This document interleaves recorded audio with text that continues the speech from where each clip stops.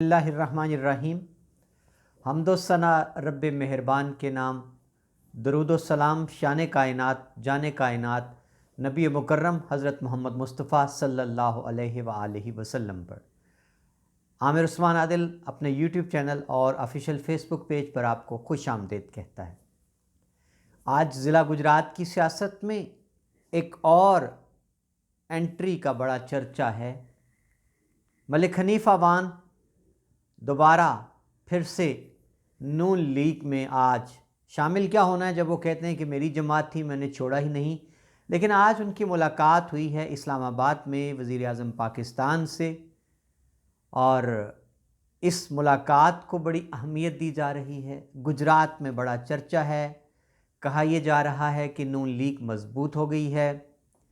और सबसे बड़ा दिलचस्प जो तज्ज़िया है सोशल मीडिया पर वो ये है कि कल ये दावा करने वाले मलिक हनीफ अवान कि मैंने आबिद रज़ा की उंगली पकड़कर इसको सियासत सिखाई, आज उसी आबिद रज़ा के साथ मलिक हनीफ अवान मजबूर हो गए कि वज़ीर आज़म के पास जाकर सजदाए सहव करें।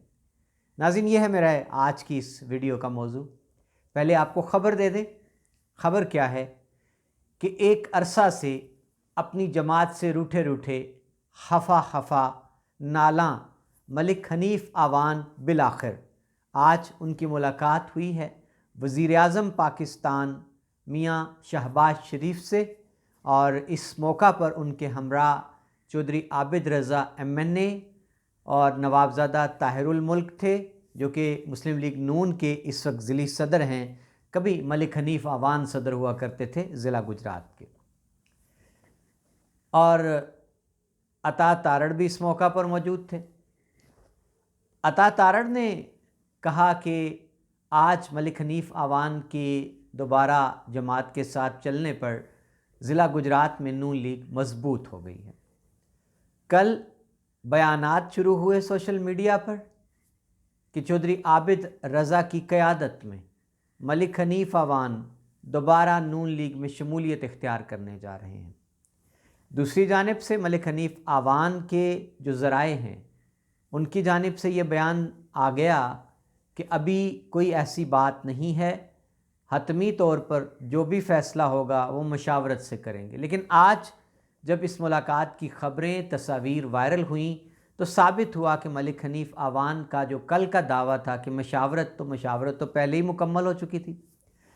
बहरहाल जी, ये एक बड़ा खुश आइंद इक़दाम कहा जा रहा है नून लीग के लिए। आपको याद होगा कुछ अरसा कबल पूरी ज़िला गुजरात की नून लीग की क़यादत मलिक हनीफ अवान साहिब के घर पहुंची उनकी तीमारदारी के बहाने, और कहा यह गया कि वो सब उनको राज़ी करने गए हैं, मनाने गए हैं।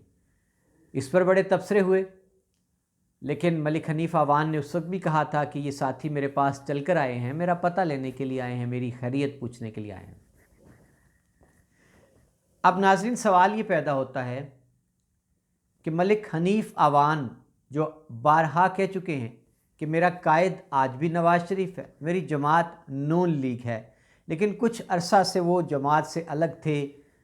कभी वो किसी जमात के इकट्ठ में, किसी इजलास में भी नज़र नहीं आए और अमली सियासत से भी वो बज़ाहिर दूर नज़र आए। लेकिन अब एक जो आज उनकी मुलाकात है मियाँ शहबाज शरीफ से, वज़ीर आज़म पाकिस्तान से, उसके बाद कहा यह जा रहा है कि उनको ज़िला गुजरात में अहम ज़िम्मेदारी जमात को मजबूत करने के लिए सौंपी जाएगी। अब बड़े दिलचस्प तबसरे हैं, चहमगोइयाँ हैं कि कुछ लोग ये कहते हैं कि मलिक हनीफ अवान ने देर कर दी है। उन्होंने सियासी तौर पर कोई रास्त कदम उठाने में, फ़ैसला करने में ताख़ीर से काम लिया है, वक्त ज़ाया कर दिया है। मलिक हनीफ अवान जो कि कुछ अरसा से जमात से दूर थे, तो उनके बारे में बड़ी ख़बरें उड़ी। कभी कहा गया जी वो काफ लीग में शामिल होने जा रहे हैं, और ये गुजरात जब वो गए इस्लामाबाद में चौधरी शुजात हुसैन का पता लेने, तब भी ख़बरें चला दी गई कि मलिक हनीफ अवान जो है उन्होंने शमूलियत इख्तियार कर ली है काफ लीग में और अनकरीब बड़े इकट्ठ में ऐलान होगा। इस पर मलिक हनीफ अवान ने तरदीद कर दी थी और उनका कहना था कि ऐसी कोई बात नहीं, मैं तो सिर्फ पता लेने गया था किसी दोस्त के साथ। पीटीआई में उनकी शमूलियत की खबरें भी बड़ी गर्म थीं। पिछले दिनों यहाँ तक कहा गया कि जो एक क़यादत को लिस्ट भिजवाई गई है यहाँ से, जो ज़िली बोर्ड है टिकटों की तकसीम के लिए अगले इलेक्शन के लिए, तो उसमें मलिक हनीफ़ अवान का नाम भी शामिल है।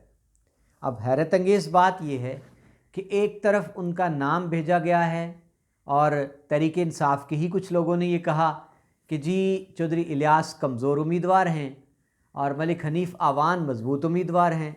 लेकिन आज मलिक हनीफ़ अवान ने अचानक सबको हैरान कर दिया और यकीनन अब पीटीआई के वो दोस्त जो मलिक हनीफ़ अवान को एक मजबूत उम्मीदवार के तौर पर जमात को, क़यादत को उनका नाम भिजवा रहे थे, शर्मिंदगी महसूस कर रहे होंगे। नाज़रीन, थोड़ी सी मलिक हनीफ़ अवान की सियासत पर नज़र डालें। मलिक हनीफ़ अवान बिलाशुबा नून लीग का एक सरमाया रहे हैं। जब ज़िला गुजरात में इब्तला और आजमाइश का वक्त था, नून लीग का कोई नाम भी नहीं लेने वाला रहा था, एक जबर था, एक खौफ था। उस वक्त मलिक हनीफ़ अवान एक नाम था जो डट के चट्टान की तरह अपने कायद नवाज शरीफ के साथ और अपनी जमात के साथ खड़ा था। वकला बहाली की तहरीक हो, नून लीग का परचम बुलंद करना हो, हमेशा मलिक हनीफ़ अवान ने हर मुश्किल का सामना किया। लेकिन इख्तलाफात शुरू कहाँ से हुए, ये कहानी कैसे आई कि जब 2008 का इलेक्शन था और चौधरी आबिद रज़ा के उम्मीदवार इरफानुद्दीन अहमद एडवोकेट एमपीशिप के उम्मीदवार थे, आज़ाद हैसियत में इलेक्शन लड़ रहे थे। इख्तलाफात शुरू हो चुके थे भाइयों के आपस में, काफ लीग से दूरी हो चुकी थी। अचानक एक मूव चली और मलिक हनीफ़ अवान का एक इंतहाबी अलाइंस हुआ चौधरी आबिद रज़ा से। चौधरी आबिद रज़ा ने उनको, मलिक जमील अवान जो थे एमएनए के उम्मीदवार थे नून लीग के टिकट पर, उनको सपोर्ट किया। और चूँकि उस वक्त तक टिकट नहीं दिया जा सकता था, इरफानुद्दीन एडवोकेट को निशान अलाट हो चुका था, तो लेकिन मलिक हनीफ़ अवान ने उस वक्त जो सपोर्ट है वो पलड़े में डाल दी थी, जी हाँ जनाब, इरफानुद्दीन एडवोकेट के। तो उसके नतीजे में जी इरफानुद्दीन साहब भी इलेक्शन जीत गए, मलिक जमील अवान भी जीत गए इलेक्शन। उसके बाद फिर एक उनका साथ शुरू हो गया। इख्तलाफात शुरू हुए कि जब ज़िमनी इलेक्शन हुआ डिग्री के केस में, तो आबिद रज़ा साहब जो है वो उम्मीदवार के तौर पर सामने आए, लेकिन जमात ने उनको कायल किया कि मलिक साहब को इलेक्शन लड़ने दीजिए, सपोर्ट कीजिए उनकी। लेकिन नाज़रीन, 2013 के इलेक्शन में चौधरी आबिद रज़ा नून लीग का एमएनए शिप का टिकट लेने में कामयाब हो गए। यहाँ से दराड़ पड़ी। मलिक हनीफ़ अवान जो कि बड़े करीबी समझे जाते थे मियाँ नवाज शरीफ के और मियाँ शहबाज शरीफ के, लेकिन जमात ने उनको टिकट एमएनए का तो ना दिया, वो उम्मीदवार थे। अब उन्होंने एक अच्छा फ़ैसला ये किया सियासत में कि एमपीशिप का टिकट उस पर इक्तफ़ा कर लिया मलिक हनीफ़ अवान ने, और वो सीट जीत भी गए। लेकिन दराड़ बढ़ती गई, दूरियां होती गईं और मलिक हनीफ़ अवान की आदत से खिंचे खिंचे रहने लगे। अब आता है इलेक्शन 2018 का। 2018 के इलेक्शन में इतनी ज़्यादा दूरी हो गई कि मलिक हनीफ़ अवान आज़ाद उम्मीदवार के तौर पर इलेक्शन में उतरे, और दूसरी जानिब चौधरी आबिद रज़ा ने सर आलमगीर से सूबाई असम्बली का टिकट राजा असलम साहिब को दिलवा दिया। मलिक हनीफ़ अवान ने आज़ाद इलेक्शन लड़ा एमएनए का, और जिसमें वो कामयाब ना हो पाए। ये सारी कहानी है उनकी सियासत की। तो जो इलेक्शन उन्होंने लड़ा है 2018 का चौधरी आबिद रज़ा के मुकाबले में आज़ाद हैसियत में, तो इसमें उन्होंने जो तकारीर की हैं इंतहाबी जलसों में, वो बड़ी तल्ख, तुंदो तेज़, और चौधरी आबिद रज़ा को मुखातिब करके उन्होंने कहा था कि मैंने तुम्हें उंगली पकड़कर सियासत में चलना सिखाया। आज जो तस्वीर वायरल हुई हैं, जो ख़बरें चढ़ी हैं सोशल मीडिया पर कि बिलाखिर वो मलिक हनीफ़ अवान जो कल उंगली पकड़ कर किसी को लेके गया था वज़ीर आज़म के पास, और आज ये उंगली बदल गई है और चौधरी आबिद रज़ा लेके गए हैं मलिक हनीफ़ अवान को वज़ीर आज़म के पास।